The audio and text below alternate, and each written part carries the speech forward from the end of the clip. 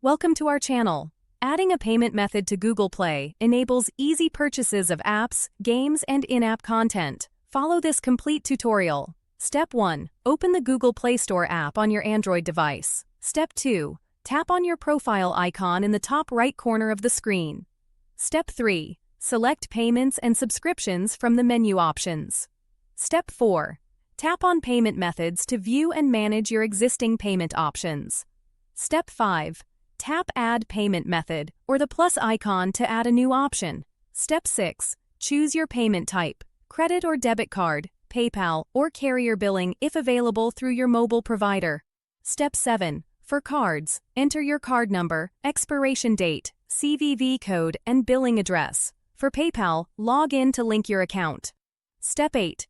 Tap Save to add the payment method. You can set it as your default payment option or keep multiple methods for different purchases. Google Play will now use this method for purchases and subscriptions. Don't forget to like this video and subscribe to our channel.